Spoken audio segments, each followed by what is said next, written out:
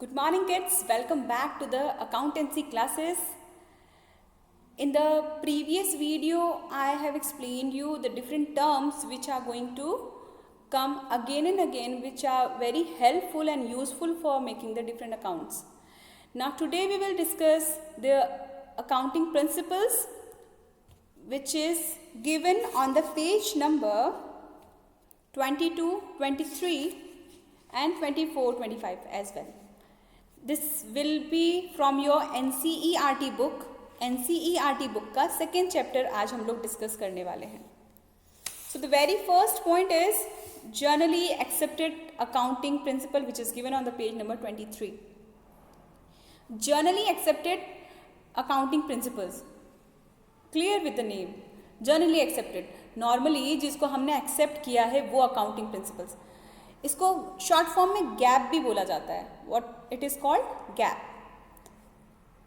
In order to maintain the uniformity and consistency in accounting record certain rules or principles have been developed which are generally accepted by the accounting professions. Generally accepted accounting principles क्या है?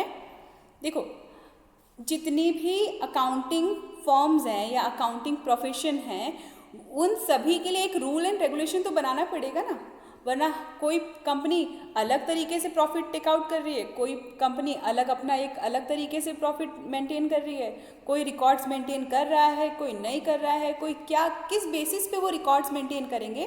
तो एक तरह से पूरा principle provide, it is a kind of uniformity, to bring the uniformity in all the accounts and in all the accounting profession.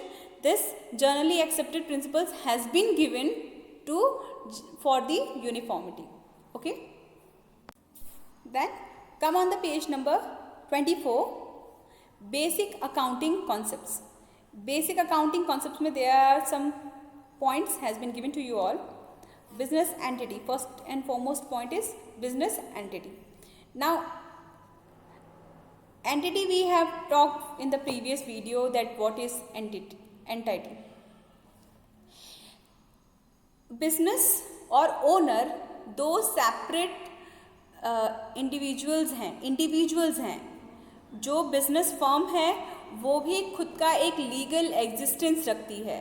जो business firm है वो भी खुद का एक अलग लीगल एग्जिस्टेंस रखती है. उसका खुद का सील होता है, उसका खुद का सिग्नेचर होता है. आप लोग देखते होंगे कि आपके स्कूल का भी हम लोग सील स्टैंप लगाते हैं, ठीक है. तो वो एक अलग इंडिविजुअल है. कंपनीज का अपना अलग एक सिंबल होता है.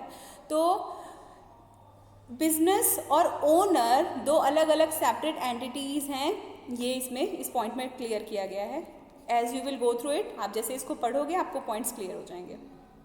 Then money measurement concept, next point है आपका मनी मेजरमेंट कॉन्सेप्ट. अब मनी मेजरमेंट में क्या है बच्चों? Each and every transaction should be measured in the monetary term. हम लोग अकाउंटिंग में सिर्फ और सिर्फ उन्हीं ट्रांजेक्शन्स को रिकॉर्ड करेंगे या उन्हीं ट्रांजेक्शन्स को मेजर करेंगे जो कि मॉनेटरी टर्म्स में है. ओके, जिसको हम काउंट कर सकते हैं मॉनेटरी टर्म्स में, जिसने बेनिफिट पहुंचाया है उन सब चीज़ों को हम नोट करेंगे, मेज़र करेंगे. कोई मैनेजर बहुत ही स्किल्ड है या टैलेंटेड है वो हम मेज़र नहीं करेंगे. हाँ, उसकी वजह से कितना प्रॉफिट हुआ है, profit will be countable in that. The transactions which have some monetary term, जिसका कुछ ना कुछ मॉनेटरी टर्म होता है, वैल्यू होता है, उसी ट्रांजेक्शन को हम रिकॉर्ड करते हैं. Okay children, your next point is going concern concept. अब गोइंग कंसर्न मीन्स ये जो बिजनेस ऑर्गेनाइजेशन है या ये जो फर्म है, it is going to run for the upcoming years and years. कोई भी जब बिज़नेस स्टार्ट करते हैं या रन करते हैं तब ये मान के चला जाता है या ये अज्यूम किया जाता है कि ये फ्यूचर में भी आगे तक चलने वाला है for years and it is not going to stop here only. ये इसी साल में ख़त्म नहीं होगा और ये आगे भी चलने वाला है, ये मान के चला जाता है. अच्छा, अब ये हेल्पफुल क्यों है या क्या नीड है इसकी? देखो, कैपिटल नेचर, हमने एक बार अगर 1 लाख की मशीन लेके आ गए तो वो एक साथ में बहुत बर्डन पड़ने वाला है कंपनी पे, ऑर्गेनाइजेशन पे. तो उसको हम क्या करते हैं, कैपिटल एक्सपेंडिचर कैपिटल एक्सपेंडिचर मानते हैं उसको हम। क्यों? क्योंकि वो लॉन्ग पीरियड ऑफ टाइम के लिए हमको फैसिलिटेट करने वाला है, सर्विसेज प्रोवाइड करने वाला है, तो उसका जो अमाउंट है वो ऑटोमेटिकली धीरे धीरे धीरे धीरे कम हो जाएगा। सपोज़ अगर मैंने 50,000 की कोई मशीन खरीदी है 50,000 की, और उसका लाइफ मैंने ये एक्सपेक्ट किया है, उसकी लाइफ एक्सपेक्ट की है कि वो 5 ईयर्स होने वाली है, तो 10,000 per month per year, then it is not that much costly, तब इतना कॉस्टली नहीं लगेगा वो, तभी तो हम हर साल उसकी डेप्रिसिएशन उस पर चार्ज करते हैं। इस तरीके से हम ये मान के चलते हैं कि कोई भी फर्म जो है ऑन गोइंग कंसर्न है। ऑन गोइंग कंसर्न मतलब it is going to be run for long period of time and it is a continuous process. एक ये कंटिन्यूअस प्रोसेस है जो कि चलती रहेगी। Okay kids, now your next term is accounting period concept. देखो, हर एक जो बिजनेस है उसका एक अकाउंटिंग पीरियड होता है, ठीक है। अब आप लोग ही हो, स्टडीज़ करते हो, तो आपका एक सेशन होता है जो कि जुलाई अप्रॉक्सीमेटली अप्रैल से स्टार्ट हो जाता है और चलता है मार्च तक, ठीक है। आप लोग के लिए ये एक सेशन हो गया। वैसे ही जैसे एंड में रिजल्ट आता है आप लोगों का, वैसे ही यहाँ पे भी अकाउंटिंग पीरियड कॉन्सेप्ट में क्या होता है बेटा कि एक पर्टिकुलर 12 मंथ्स का एक स्पैन होता है, एक पीरियड ऑफ टाइम होता है जिस ड्यूरेशन में किसी भी कंपनी ने कितने ट्रांजेक्शन्स किए हैं, उसको क्या प्रॉफिट हुआ है, क्या लॉस हुआ है। At the end of the financial year positional statement has been prepared which is known as balance sheet and profit and loss account, जो कि ईयर के एंड में बनते हैं। कोई भी अकाउंटिंग जो कंपनीज़ हैं, कोई भी जो फर्म है, फाइनेंशियल फर्म्स हैं, वो eight the end of the accounting period, वो अकाउंटिंग पीरियड के एंड में अपने अकाउंट्स को प्रिपेयर करती हैं, चेक करती हैं, कंट्रोल करती हैं for making the further plans. Okay, now basically एक जो फाइनेंशियल ईयर होता है, अब इसको भी हमने 3 कैटेगरीज में 2 कैटेगरीज हैं इसकी। एक है फाइनेंशियल ईयर और एक होता है कैलेंडर ईयर। फाइनेंशियल ईयर होता है बच्चों 1 अप्रैल से 31 मार्च तक का, और जो कैलेंडर ईयर है वो जनवरी से लेके दिसंबर तक, 1 जनवरी से 31 दिसंबर तक। Okay, now next point is cost concept. अब कॉस्ट कॉन्सेप्ट में क्या होता है बच्चों, हम सपोज करो कि एक मशीन परचेस करके लेके आए, that amount of that machinery is 50,000, उसकी जो अमाउंट है वो 50,000 है, ठीक है। उस पर मैंने 5,000 इंस्टॉलेशन चार्जेस दे दिए, अदर एक्सपेंसेस दे दिए, उसको मशीन को यूजेबल और रेडी टू यूज़ बनाने के लिए मैंने और भी उस पर अदर एक्सपेंसेस कर दिए। तो मैं जब बुक्स ऑफ अकाउंट्स में उसको नोट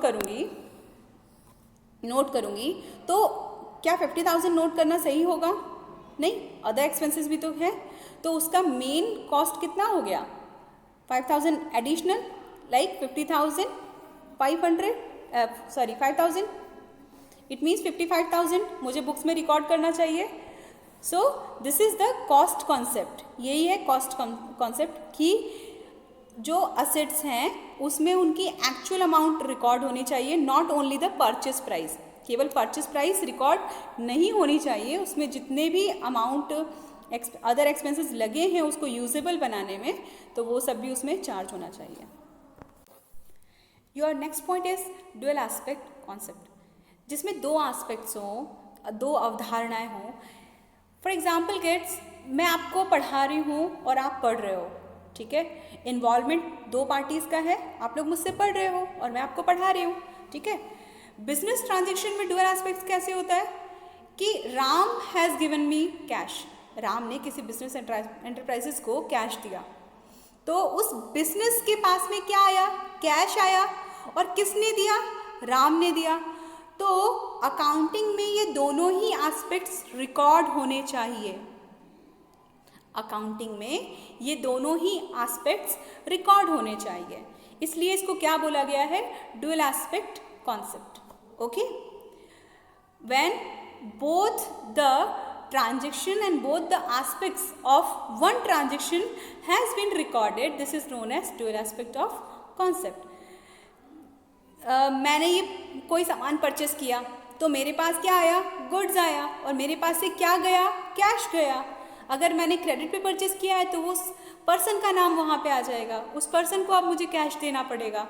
तो कभी भी कोई भी ट्रांजैक्शन अकर होती है तो उसमें कोई ना कोई दो अकाउंट्स या कभी कभी दो से ज़्यादा अकाउंट्स भी अकर होते हैं. ओके.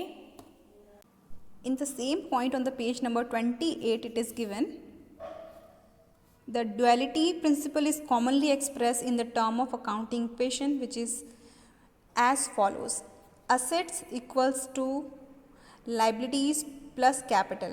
इट मीन्स बिजनेस के जितने भी असेट्स हैं वो इक्वल हैं बिजनेस की लाइबिलिटी और कैपिटल के. Okay, so this is the accounting equation. So these are the few basic terms, basic principles which are given in your NCERT book. Rest points we will discuss in the further video. Till then, take care. Bye bye.